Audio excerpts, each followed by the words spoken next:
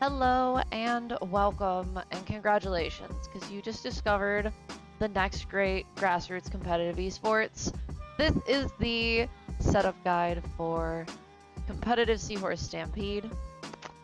First thing you're going to want to do is download Dolphin. It will be in the text guide that comes along with this video. It will be in the description. You're going to want to make sure your Dolphin is as up to date as possible. Currently, as of January 8th, 2025, it is 2412, what it should say up top here. First things first, you're going to want to go to Controllers and enable background inputs. So you're going to want this box to be checked. Next, you're going to want to go to Configure. You're going to want to disable dual core speed hack. Having this on will interfere with being able to play Netplay. You're going to want to enable cheats, as there are some Gekko codes that are necessary. So this box you want to have checked on, this box you want to have checked off. Next, you're going to want to go to GameCube and device settings. Make sure every slot A, slot B, SP1 are all set to nothing. It will be by default set to memory card. You're going to want to set it to nothing. Then I believe the last step here is enable search subfolders. Make sure search subfolders is on in the paths tab of the settings tab. So config. Then anything else you're going to want to do in Dolphin, you know, you're probably going to want to configure your audio and your graphics as well, but that's to your discretion. I'm not going to tell you what to do with that. So now that you have your Dolphin set up, you're going to want to acquire a SpongeBob Lights Camera Pants ISO. You're going to want to do this totally legally. You're not going to want to get anything from let's say a Google Drive. That would be very unwise of you, for sure. You're going to want to download the Lights Camera Pants competitive mod pack. The link to the most updated version or the currently used version will be in the text guide that will be linked down below. I have it right here for you. So you're going to want to download the whole pack. So you're going to want to right click, download. It will zip it. Beautiful. Okay, and now that you have this zipped up folder here, you're going to want to right click, and using whatever extractor you have, you're going to want to extract the files to somewhere safe and specific for yourself. I am extracting them into a folder that I made just for this tutorial called tutorial. So now that will be in here. All right, and this is when things get interesting. So, okay, back to Dolphin. So you're going to want to make sure you have your paths set to wherever your ISOs lie in your computers. Mine would be the Documents folder. You will see here I have SpongeBob Lights Camera Pants. The next thing you're going to want to do is you're going to want to go into any folder, really. So for this case, I will use this brand new folder that I just made called Tutorial. You're going to want to do File, New Folder, and you're going to want to label it whatever mod you're creating. So the base mod that we play 2v2 Seahorse Stampede on is called Take 2. So we will call this one Take 2. Then you're going to want to right click on your Lights Camera Pants ISO within Dolphin. You're going to want to go to Properties. All the way to the right up top here, you're going to want to click on File System. Right click the disk itself. Extract entire disk. And you're going to want to extract it into the folder that you just created specifically for this mod. Okay, so now you're going to want to close out of Dolphin, and as you'll see here, the ISO has been extracted into the Take 2 folder. Then you go into the Lights Camera Pants mod pack. You're going to want to go to the Take 2 mod, which is the base mod, as I mentioned. You're going to want to highlight the files folder, hit Control-C or right-click copy, depending on your preference. Then you're going to go back to the folder that you just created with the extracted files from the ISO. Then you're going to want to Control-V or right-click in the empty space and click Paste. It will ask if you want to replace the files in the destination. You're going to select yes. If you don't see that little thing there that says like percentage complete, it means it failed, and that means you have to do it again. I don't know why this occurs, but it does. So just Control V again, replace again, and if once you see that little box that says like 80%, 100%, you have successfully done it. Then you're going to want to go to wherever your path for your Dolphin is. So in my case, it would be Documents, and I have the Lights, Camera, Pans ISO in here. You're going to want to remove the ISO, just put it somewhere safe because you're going to need it for later to install other mods. And then you're going to want to put in the Take 2 mod, close out of everything, open up Dolphin again, and what you will see here is a SpongeBob Lights, Camera, Pants ISO that is 0.00B.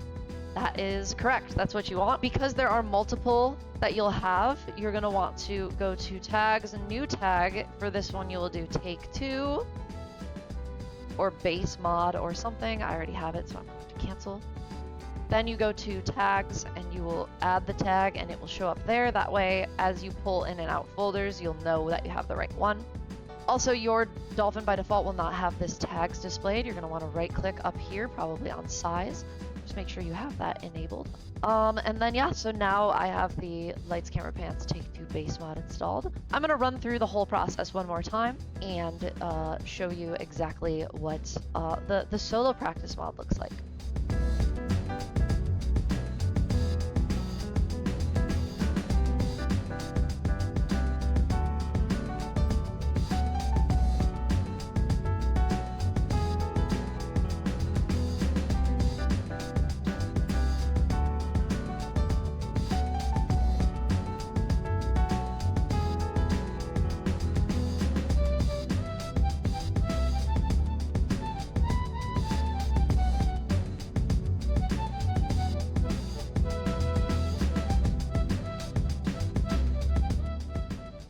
Okay, so I just successfully did the process again. Now for the solo practice and 1v1 mods, you're going to want to go to properties and add some Gekko codes.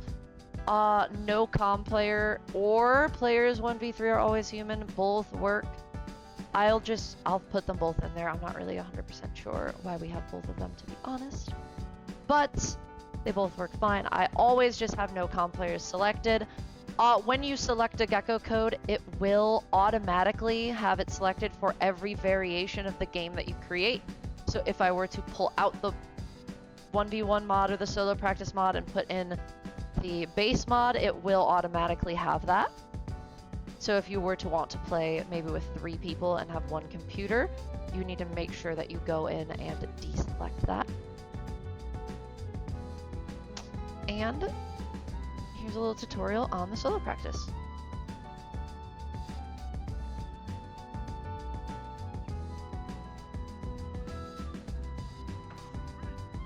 We always select hard for the player difficulty. There is no real evidence that it changes anything, but it is nice to stay uniform, so we always select hard.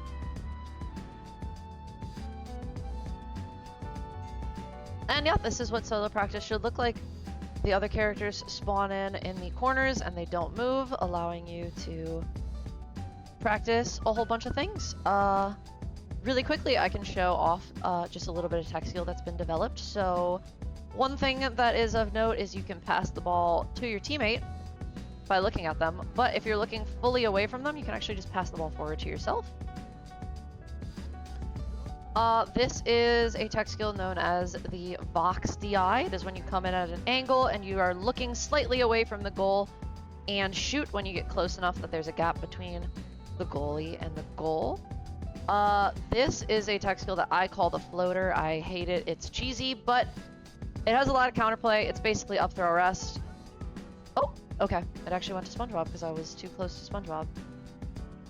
If you are facing away from the goal, and you get a slow turnaround shot and follow it up by mashing A rapidly, the ball will rise in the air, making it completely unsavable.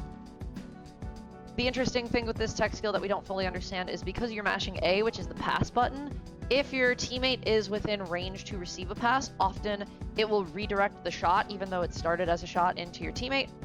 This tech skill is known as the AV angle. It's when you run head on and you do a little jiggle to create that space that's necessary to score on the goalie.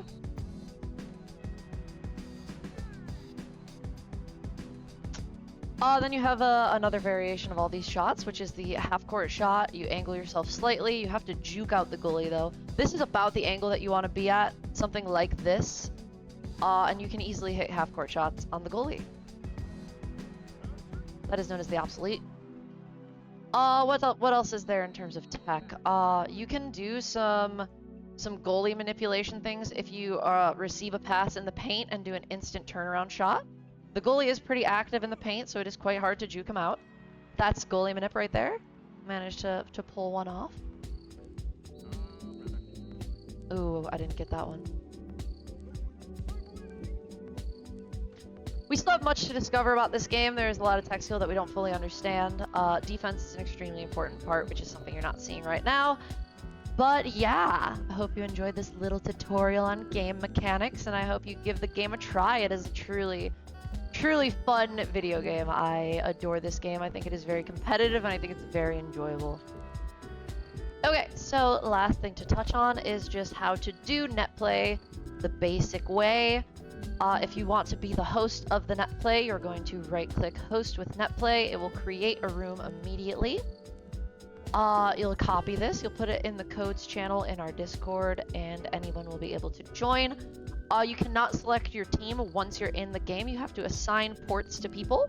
So let's say I want to team with AV, and I want None and None to team. AV and AV will be ports 1 and 2, and None and None will be 2 and 3. Let's say I don't want to team with AV, I want to team with one of the Nuns. I will put AV in port 3. This is also important to do in the 1v1 mod. You're going to want your opponent to be in port 4 and the 2 empty ports to be 2 and 3. An important aspect of troubleshooting that we have ran into several times is, since there's so many versions of the game with all the mods, checksum current game will check everybody's mod to make sure it's the exact same seed or hash. So for the base mod is 3F56 and then a whole bunch of numbers. If you see 3F56, it means you correctly installed the Take-Two base mod, which is what we play 2v2 on. It will also just say the hashes match.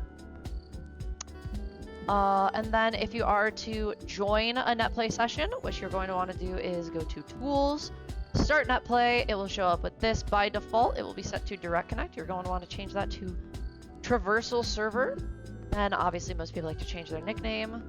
Then you're going to want to paste the code into host code and connect. This room does not exist because I closed it. So that's probably going to freak my Dolphin out. Yep, couldn't connect to host because it doesn't exist. But yeah, I do believe that is actually everything. Thank you for taking the time to install Seahorse Stampede, and congratulations again, because you have just entered the next great grassroots esports. I really hope you guys enjoy this game as much as I do. I think it is so incredibly fun. I love weird, janky GameCube games.